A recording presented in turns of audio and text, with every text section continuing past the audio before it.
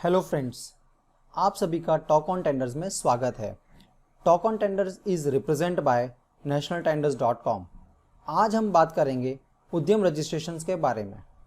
उद्यम registrations.gov.in ये portal 1 जुलाई को लॉन्च किया गया है। हम कह सकते हैं कि उद्यम रजिस्ट्रेशन एक एक्सटेंडेड वर्जन है एज MSME सर्टिफिकेट और उद्योग आधार का। आज हम डिस्कस करेंगे इस वीडियो के अंदर उद्यम रजिस्ट्रेशन क्या है, उद्यम रजिस्ट्रेशन के बेनिफिट क्या है, उद्यम रजिस्ट्रेशन में एंटरप्राइज को किस तरीके से क्लासिफाइड किया गया है, उद्यम रजिस्ट्रेशन कैसे मिलेगा, रजिस्ट्रेशन प्रोसेस ऑफ उद्यम रजिस्ट्रेशन। जी हाँ दोस्तों, मैं आपको प्रैक्टिकली लाइव उद्यम रजिस्ट्रेशन करके दिखाऊंगा। दोस्तों, इस वीडियो को लास्ट तक ज़रूर देखें बिकॉज मैं आपको अश्योर करता हूँ ये वीडियो देखने के बाद बहुत ही आसानी से आप अपनी कंपनी का उद्यम रजिस्ट्रेशन खुद से ही कर पाएंगे।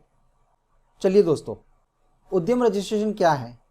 अब से सभी MSME एंटरप्राइज को उद्यम कहा जाएगा और MSME रजिस्ट्रेशन को उद्यम रजिस्ट्रेशंस कहा जाएगा। उद्यम रजिस्ट्रेशन की पूरी प्रोसेस पेपरलेस है। आपको कोई भी डॉक्यूमेंट, सर्टिफिकेट, पेपर अपलोड नहीं करना है। आप अपने आधार नंबर की सहायता से उद्यम रजिस्ट्रेशन की प्रोसेस कर पाएंगे। उद्यम रजिस्ट्रेशन की प्रोसेस 1 जुलाई 2020 से उद्यम registration.gov.in पर स्टार्ट हो चुकी है। उद्यम रजिस्ट्रेशन के बेनिफिट क्या हैं? आपको 100% फ्री लोन्स बैंक से मिल सकता है, कोलेटरल फ्री लोन मिल सकता है। बैंक के जो इंटरेस्ट रेट है उसमें रिडक्शंस मिल सकता है। अगर आप इंटरनेशनल ट्रेड फेयर एग्जीबिशन में पार्टिसिपेट करते हैं तो आपको स्पेशल बेनिफिट मिलेंगे।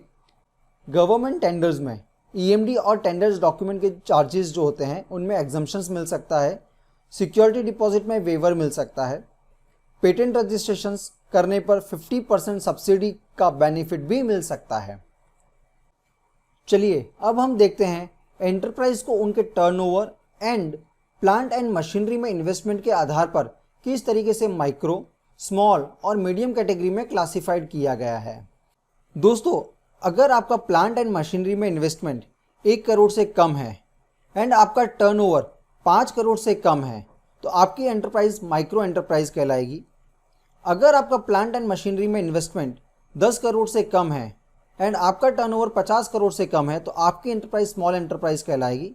अगर आपका प्लांट एंड मशीनरी में इन्वेस्टमेंट 50 करोड़ से कम है एंड आपका टर्नओवर 250 करोड़ से कम है तो आपकी एंटरप्राइज मीडियम एंटरप्राइज कहलाएगी।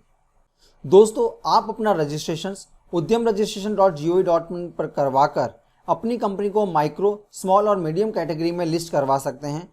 आपका रजिस्ट्रेशन होने पर आपको एक परमानेंट आइडेंटिफिकेशन नंबर मिलता है जिसे उद्यम रजिस्ट्रेशन नंबर कहा जाता है। Registration process and verification process complete होने पर आपको उद्यम रजिस्ट्रेशन सर्टिफिकेट मिलता है। फ्रेंड्स, ये कुछ की पॉइंट्स हैं जिसे आपको ध्यान रखना है रजिस्ट्रेशन प्रोसेस स्टार्ट करने से पहले।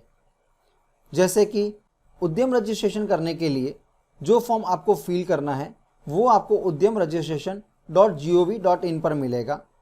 रजिस्ट्रेशन प्रोसेस जो है वो एब्सोल्युटली फ्री है। उद्यम रजिस्ट्रेशन के लिए आपको सिर्फ आधार नंबर चाहिए। 1 उद्यम registration for 1 enterprise only including services और मैन्युफैक्चरिंग। तो फ्रेंड्स, चलिए मैं अब आपको स्टेप बाय स्टेप प्रोसेस करके बताता हूँ कि कैसे उद्यम रजिस्ट्रेशन किया जाता है। सबसे पहले आपको उद्यम registration.gov.in साइट को ओपन करना है। यहाँ आपको 2 ऑप्शन दिख रहे हैं। फर्स्ट ऑप्शन, अगर आप अपना कंपनी का फर्स्ट टाइम MSME रजिस्ट्रेशन कर रहे हैं तो आपको फर्स्ट ऑप्शन पर क्लिक करना है। यदि आपने ऑलरेडी कंपनी का रजिस्ट्रेशन कर चुके हैं तो आपको सेकंड ऑप्शन पर क्लिक करना है। अभी मैं आपको सेकंड ऑप्शंस के बारे में पहले बताता हूं, मतलब कि री रजिस्ट्रेशन प्रोसेस के बारे में बताता हूं। तो जैसे ही आप इस पर क्लिक करते हैं आपके पास में इस तरीके से एक नई विंडो ओपन हो जाती है। यहाँ पे आपको फर्स्ट ऑप्शन में आपका उद्योग आधार नंबर डालना है। उद्योग आधार नंबर डालने के बाद आपको OTP वेरिफिकेशन प्रोसेस के लिए उपयुक्त ऑप्शंस में से एक ऑप्शन सिलेक्ट करना है जिस पे आप OTP मंगवाना चाहते हैं। चाहे आप मोबाइल यूज़ कीजिए, चाहे आप ईमेल कीजिए, तो जिस पे भी आप रिलेवेंट पे क्लिक करते हैं एंड देन आपको क्लिक करना है वैलिड एंड जनरेट ओटीपी पे। जैसे ही आप वैलिड एंड जनरेट ओटीपी पे क्लिक करेंगे, आपको आपके मोबाइल और ईमेल पे एक ओटीपी प्राप्त होगा और वो ओटीपी डालने के बाद आपकी जो रिक्वेस्ट है वो सबमिट हो जाएगी और आपको वही प्रोसेस करनी होगी जो कि फ्रेश के लिए की जाती है। तो इस तरीके से आप अपना री रजिस्ट्रेशन उद्योग आधार की सहायता से कर सकते हैं। चलिए अब मैं आपको बताता हूं कि अगर आपको फ्रेश रजिस्ट्रेशन करना है तो किस तरीके से करना है। फ्रेश रजिस्ट्रेशन के लिए आप पहले ऑप्शंस पर क्लिक कीजिए। जैसे ही आप पहले ऑप्शन पर क्लिक करते हैं, आपको आधार नंबर के यहाँ पे अपडेट करना होता है। तो आप अपना आधार नंबर यहाँ पे डालते हैं और आधार नंबर पे जो नाम मेंशन किया हुआ है, आपको वो नाम यहाँ पे डालना है। दोस्तों यहाँ पे आप ध्यान रखिए, आधार नंबर मैंडेटरी है प्रोसेस को कंप्लीट करने के लिए। अगर आपकी फर्म प्रोपरेटर है और प्रोपरेटर का आधार नंबर एंटर करना है। अगर आपकी फर्म पार्टनरशिप है तो मैनेजिंग पार्टनर का आधार नंबर एंटर करना है। आपकी फर्म एचयूएफ है तो कर्ता का आधार नंबर एंटर करना है। अगर आपकी firm limited, private limited, LLP, trust और कोऑपरेटिव है तो ऑथोराइज्ड सिग्नेटरी को अपना आधार नंबर के साथ साथ कंपनी का जीएसटीएन एंड पैन भी देना होगा। फ्रेंड्स, जो ये उद्यम रजिस्ट्रेशन की साइट है, इसे UIDAI के साथ लिंक किया है, जिससे आपका डेटा ऑनलाइन ही वेरीफाई वैलिडेट हो जाता है। अगेन आपको वैलिडेट एंड जनरेट ओटीपी पर क्लिक करना है एंड आपको अपने रजिस्टर्ड नंबर पर ओटीपी रिसीव होगा। दोस्तों, आपका मोबाइल नंबर आपका आधार कार्ड के साथ लिंकअप होना चाहिए क्योंकि पूरी प्रोसेस ओटीपी बेस्ड है। तो दोस्तों, जैसे ही आप ओटीपी अपडेट करेंगे, यहाँ पे इस तरीके से आपको मेंशन मैसेज आ जाएगा कि your Aadhaar has been validated successfully and you can continue Udyam registration process. Second process है पैन वेरिफिकेशंस का। पैन वेरिफिकेशंस प्रोसेस के लिए आपको दिए गए लिस्ट में से आपको सिलेक्ट करना है कि आपकी ऑर्गेनाइजेशंस का टाइप क्या है। क्या वो प्रोपरेटर है, एचयूएफ है, पार्टनरशिप है, कोऑपरेटिव है, प्राइवेट लिमिटेड कंपनी है, पब्लिक लिमिटेड कंपनी है, एलएलपी है। तो दिए गए ऑप्शंस में से आपके लिए जो भी उपयुक्त ऑप्शंस हैं उससे आप सिलेक्ट करें। मैं यहाँ पे प्रोपरेटर के लिए क्लिक करता हूँ तो मुझे सेकंड ऑप्शंस जो आता है वो बताता है कि क्या आपके पास पान नंबर अवेलेबल है। अगर आपके पास में अवेलेबल है तो यस पे क्लिक कीजिए और नहीं अवेलेबल है तो नो पे क्लिक कीजिए। जैसे ही आप यस पे क्लिक करते हैं तो आपको यहाँ पे पैन नंबर अपडेट करना है। दोस्तों, यहाँ पे मैं आपको एक चीज़ बता दूँ कि गाइडलाइंस के अकॉर्डिंग आपके पास में पैन या जीएसटी नहीं है तो आपको 1 अप्रैल 2021 से पहले अप्लाई कर देना है और साथ ही साथ आपको इस साइट पर अपडेट भी कर देना है। अगर आप ऐसा नहीं करते हैं तो आपका उद्यम रजिस्ट्रेशन जो है वो इनवैलिड हो जाएगा, रिजेक्ट हो सकता है। तो आप 1 अप्रैल 2021 से पहले अप्लाई कर उसे यहाँ पे अपडेट कर दीजिए। तो यहाँ पे आप जैसे ही डिटेल पैन नंबर की डिटेल डाल देते हैं, ये साइट जो है वो भी आपकी पैन के डेटा के साथ में लिंकअप की गई है। तो आपका जो डेटा है वो ऑनलाइन ही वैलिडेट हो जाता है। तो यहाँ पे डालने के बाद आपको वैलिडेट पैन पे क्लिक करना है। तो जैसे ही आप वैलिडेट पैन पे क्लिक करेंगे, आपके पास में इस तरीके से पूरी नई प्रोसेस जो है वो कम्प्लीटली आपके सामने आ जाएगी। और अब आपका यहाँ से प्रोसेस स्टार्ट होता है उद्यम रजिस्ट्रेशन का। आपके पैन में जो नाम मेंशन किया गया है वो नाम यहाँ पे ऑटो फिल हो जाता है। तो दोस्तों, अब आपको अपना मोबाइल नंबर और ईमेल यहाँ पे अपडेट करना है। साथ ही साथ आप एक चीज़ का ध्यान रखिए कि आप जो भी मोबाइल नंबर या ईमेल दे रहे हैं वो एक्टिव होना चाहिए, क्योंकि फर्दर कम्युनिकेशंस जो होगा वो इन्हीं कम्युनिकेशंस डिटेल पे होना है। इसके बाद आपको रिलेवेंट पॉइंट नंबर 8 और 9 और 10 के अंदर आपकी जो इन्फॉर्मेशन है जो आपको रिलेट करती है वो आपको अपडेट करनी है। पॉइंट नंबर 11 और 12 जीएसटीएन के डेटा के साथ वेरिफिकेशन होने के बाद इनेबल होगा, और अगर आपके पास जीएसटीएन नहीं होगा तो आपको मैन्युअली अपडेट करना रहेगा। पॉइंट नंबर 13 में आपको अपनी ऑफिस के relevant detail like office address and all mention करनी है। पॉइंट नंबर 14 में आप फर्स्ट टाइम कर रहे हैं तो एनए, अगर री रजिस्ट्रेशन कर रहे हैं तो as per available document select कर लीजिए। जैसे कि हम यहाँ पे न्यू प्रोसेस कर रहे हैं तो मैं फर्स्ट एनए को सिलेक्ट करता हूँ। पॉइंट नंबर 15 में आपको अपनी कंपनी का स्टेटस डालना है, जैसे कि इनकॉर्पोरेशन डेट क्या है, बिजनेस कमेंस्ड हो चुका है। अगर बिजनेस कमेंस्ड नहीं हुआ है तो नो पे क्लिक कीजिए। जैसे ही आप नो पे क्लिक करेंगे तो वहां पे डेट का ऑप्शन चला जाता है, बट जनरली हमने देखा है एमएसएमई सर्टिफिकेट की प्रोसेस बिजनेस कमेंस्ड होने के बाद ही की जाती है, इसलिए यहाँ पे हम यस करते हैं। तो आप इसको भी यस कीजिए। उसके बाद आपको बैंक की डिटेल अपडेट करनी है। बैंक की डिटेल में बैंक का नाम, आईएफएससी कोड आपका जो है, बैंक अकाउंट नंबर जो है वो अपडेट कर दीजिए।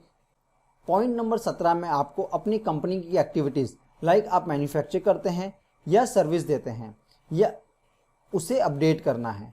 आप यहाँ एक से ज़्यादा प्रोडक्ट और सर्विसेज को मेंशन कर सकते हैं। दूसरा, इस पॉइंट से ये भी पता चलता है कि अगर आप रीसेलर हैं तो आपके लिए ये पोर्टल यूज़फुल नहीं है, आप रजिस्ट्रेशंस नहीं कर सकते हैं। पॉइंट नंबर 18 में आपको अपने प्रोडक्ट की सर्विस की लिस्टिंग करवा सकते हैं। जैसे पहले मैंने बताया है आपको, 1 रजिस्ट्रेशन फॉर 1 कंपनी।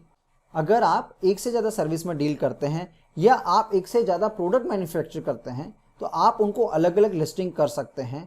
आप ऐड एक्टिविटी पर क्लिक करके ऐसा कर सकते हैं। दोस्तों, यहाँ पे मैं आपको एग्जांपल देके बताता हूँ कि जैसे कि यहाँ पे मैं डालता हूँ कंसल्टेंसी, तो यहाँ पे आप देखेंगे कंसल्टेंसी से रिलेवेंट काफ़ी सारे ऑप्शंस मेरे सामने आ जाते हैं। तो आप आपकी जो भी सर्विसेज प्रोवाइड करते हैं या कोई भी प्रोडक्ट मैन्युफैक्चरिंग करते हैं तो आप यहाँ पे इनिशियल कैरेक्टर्स डालिए और आपके पास में बहुत सारे ऑप्शंस आएंगे। उसमें से कोई भी एक ऑप्शंस जो आपको रिलेवेंट लगता है उस पर क्लिक कीजिए। क्लिक करने के बाद उनके जो NIC कोड्स हैं वो आप देखेंगे ऑटोमेटिक अपडेट हो जाते हैं और यहाँ पे आप ऐड एक्टिविटी करके उसको ऐड कर लेंगे। ऐड एक्टिविटी करके आप एक एक्टिविटी को ऐड कर लेंगे तो आपको इस तरीके से यहाँ पे वो लिस्टिंग दिखाएगी। अगर आपको और एक्टिविटीज़ ऐड करनी है तो अगेन आप सेम प्रोसेस में अपनी आपकी जो भी दूसरी सर्विसेज है या जो प्रोडक्ट है उसको यहाँ पे आप सिलेक्ट करके उनके NIC कोड को अपडेट हो जाएंगे ऑटोमेटिकली और ऐड मोर एक्टिविटी क्लिक करके आप लिस्ट में दूसरा आपका प्रोडक्ट भी लिस्ट कर सकते हैं। तो जितनी भी प्रोडक्ट हैं, जितनी भी सर्विसेज हैं, आप वहाँ पे इनकी लिस्टिंग करवा सकते हैं। तो इस तरीके से आपका अपना प्रोडक्ट और सर्विसेज का लिस्टिंग यहाँ पे करवा सकते हैं आप। सेकेंड 19 नंबर का पॉइंट है जहाँ पे आपके पास में ऑफिस में एम्प्लॉयड स्टाफ कितना है उसकी डिटेल्स आपको देनी है। पॉइंट नंबर 20 एंड 21 में अगेन जो टेक्स्ट बॉक्स है वो इनेबल हो जाएंगे। कब इनेबल होंगे? जब उनका इनकम टैक्स के थ्रू वेरिफिकेशन हो जाएगा।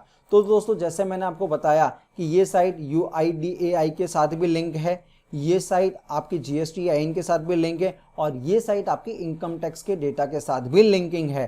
तो वहाँ से आपका ऑनलाइन वेरिफिकेशन होने के बाद ये जो भी आपके डिसेबल पॉइंट्स दिख रहे हैं, डिसेबल आपको जो टेक्स्ट बॉक्सेस दिख रहे हैं वो इनेबल हो जाएंगे एंड पॉसिबल है कि उसके अंदर डेटा भी ऑटोफिल हो जाएगा।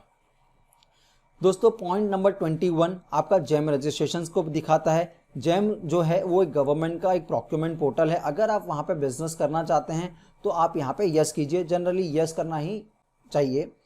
23 नंबर का पॉइंट TREDS पोर्टल के बारे में है, इसे भी यस कर दीजिए।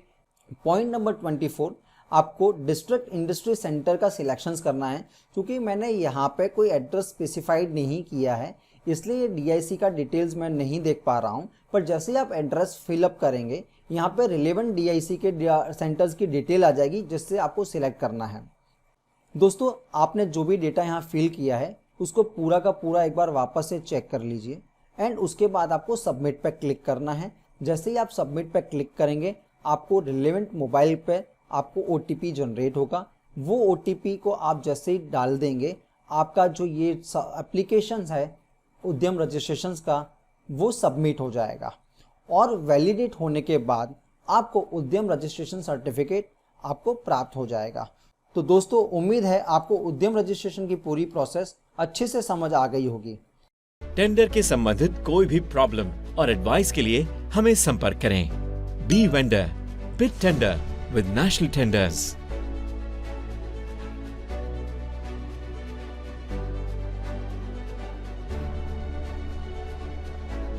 अगर आपको ये वीडियो अच्छा लगा हो तो लाइक करें, सब्सक्राइब करें और इस वीडियो को हर उस व्यक्ति तक पहुंचाएं जो अपने बिजनेस को आगे बढ़ाना चाहते हैं। हमारे वीडियो आप तक डायरेक्ट पहुंचे इसके लिए बेल आइकन दबाना न भूलें।